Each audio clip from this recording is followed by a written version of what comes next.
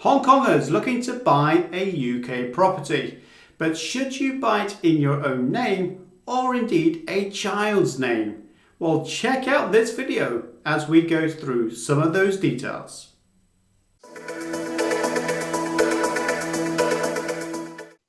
Natalie, a different question altogether. It's a fan favourite, it seems. Shall I buy a property in my own name or in a child's name? And I'm going to position this slightly differently, in as much as what happens if the parent is still in Hong Kong, or if the person or the parent is in the UK as well. So, well, I just want to deal with the fact that I think when we talk about a child, there's obviously some difficulty anyway, because if it's a minor, dealing with that first, a minor, someone under the age of 18, they can't hold property under the age of 18. So in situations like that, you'd have to look at trusts, and we're looking at the law of trusts. So the legal register has to show the adult owning the property as a trustee. It doesn't have to show who the beneficiary is, who the child is, etc., but it needs to reflect that on the legal register. And then at the same time, you'll need to make sure you've got a valid trust deed, which can be complicated, and that's why you need specialist legal advice when drafting those documents. The law of trust, as I said, is complicated. It can be expensive.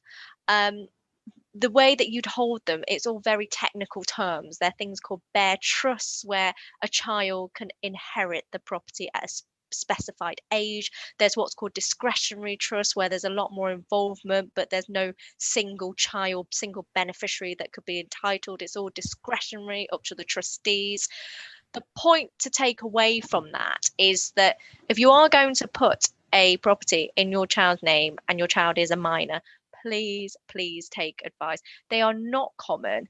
We don't do it often. I'm sure it is done, but there are reasons why, and for me they are incredibly complicated and expensive. So it's just a bit of a note there on that.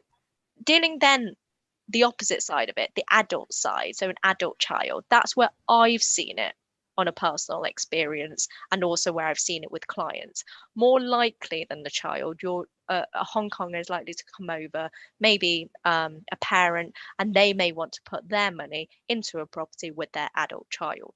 Okay. In those scenarios, the things that I wanted to mention is that if you put it in your adult child's name, the minute you do that and you're not on the legal title, obviously you're not a legal owner. So by virtue of that, you lose quite a lot of element of control.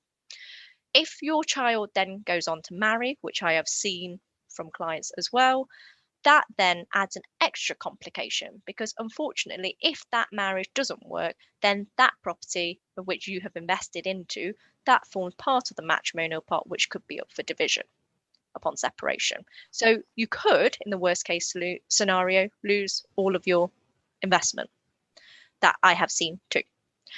If your adult child is bankrupt, again, there's some difficulty there, because a trustee in bankruptcy could claw back whatever is owed. So the whole point of it is that if you're not going to have any legal title and you just give money to your child and put the property in your child's name, adult child's name, then there is that element of control that's gone, and there could be risks that are associated with that.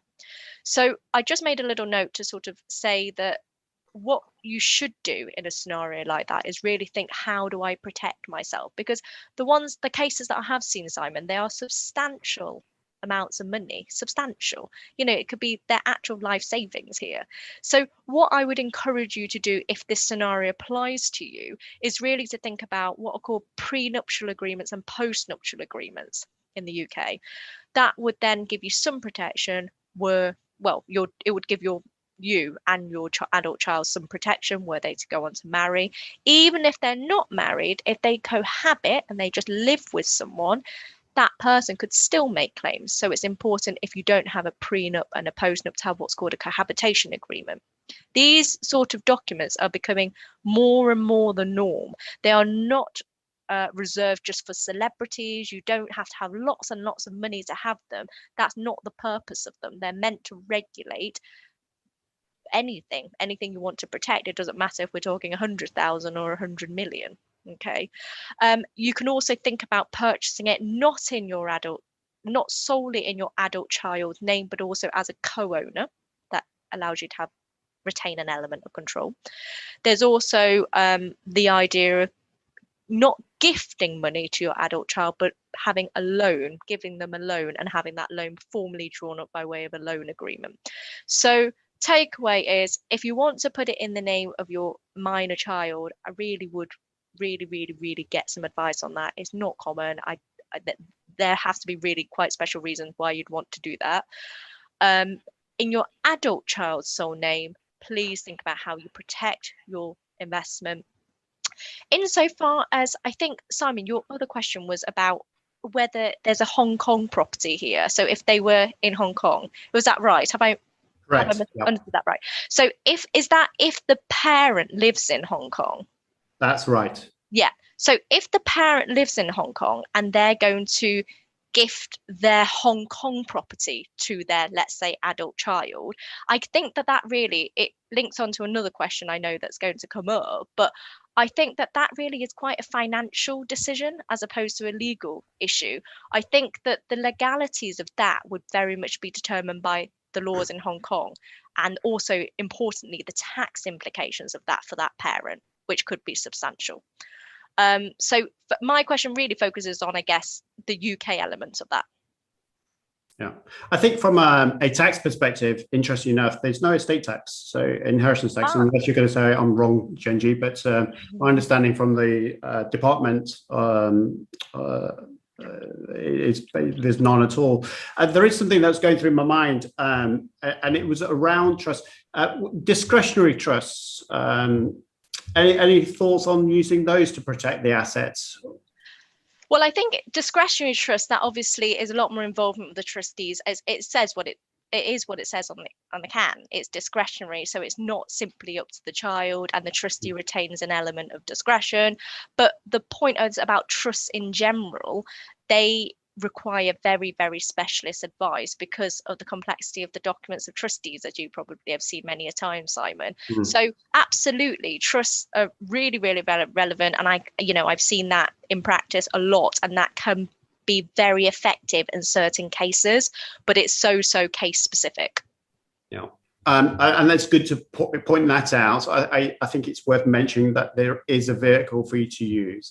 From a tax implications, it's interesting when you have two people from two different specialisms talking about the same subject, and that's why I love this type of session, because when we talk about gifting assets from one person to another, so from a parent to a child, there's a couple of things that's going through my mind. If it's a home, then there's no capital gains tax in the UK if you're transferring UK property to a child. And the reason I mentioned about capital gains tax is because, again, the call I had just today talked about people gifting assets from Hong Kong between families. No issue, because there's no capital gains tax in Hong Kong. You'll notice me just saying there's no tax in Hong Kong. People love it. People move to Hong Kong. We're going to do a new channel saying from the UK to Hong Kong. But the idea behind transferring assets in the UK is different. We do have capital gains tax, and if the property is an investment and not a home, which we've seen plenty of times before, there is a capital gains tax problem, because you'll pay capital gains tax even if you gift that property over, and it would be based on the market value at the time of the gift versus the purchase price of property. And many people have fallen foul of that, and it can cause major issues.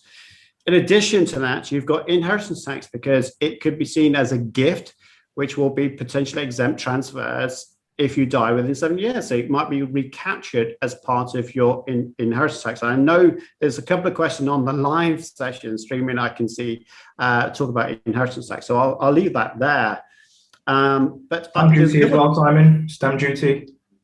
There's no stamp duty on gifts, fortuitously. If you move properties to a limited company, then there will be a stamp duty land tax consideration. But because stamp duty land tax is a tax on the consideration, not the value of the property. So if you're gifting, then the gift presupposes that you're not receiving something in kind. So there'll be no stamp duty, but it's good to raise that point because it can have an issue if you're trying to do different types of trust structures, for instance, and that can throw, if you said, actually, I want it back within 5 years, then all of a sudden it's a gift with reservation, and then there's all sorts of problems to be had with that as well. Before we go any further, I want to explain that there are many live events that you can register for free. There are 4 events that's showing: HK2UK to help people move from Hong Kong to the UK, the Property Expert Panel. If you're a property investor and property developer, this will be very useful for you. Tax Q&A, if you want to ask proactive tax questions in regards to structures and how to mitigate tax in the future. And finally, UK tax return Q&A, as it says, to deal with questions in relation to your tax returns before you submit it to HMRC. Don't forget that these events are live and will be shown on YouTube the day after. So why not register today, start saving tax tomorrow?